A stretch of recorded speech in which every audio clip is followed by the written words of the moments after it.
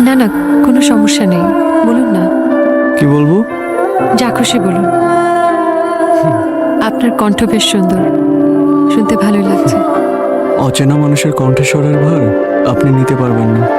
কিভাবে নিতে পারবো সেটা না হয় শিখুন। আমি ভালো শিক্ষকও না যে এক শব্দে আপনাকে মহাভারত শেখাবো। আমি রাখলাম। কেমন আছেন? সত্যি বলবো,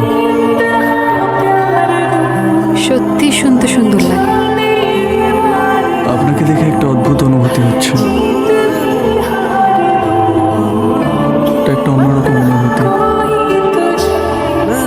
স্নিগ্ধ। মেয়েরা প্রশংসা শুনলে খুশি হয়, তাই বলছেন? সুন্দর মনের মানুষের চোখের দিকে তাকিয়ে আমি মিথ্যা বলতে পারি না।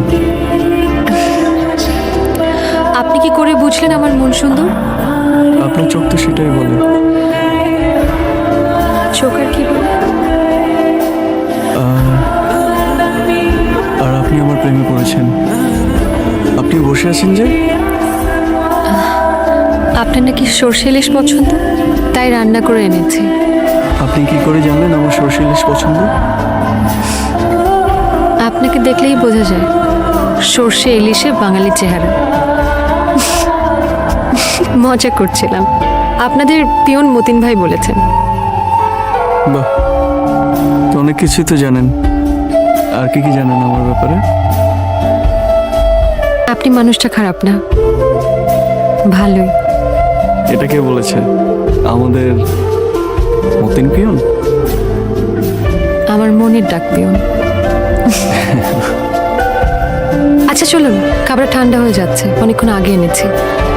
হ্যাঁ চলেন। আমার হাতের রান্না কিন্তু ভালো। সুন্দর মেয়েদের হাতের রান্না ভালোই হয়। আপনার কণ্ঠে কি আছে বলুন তো?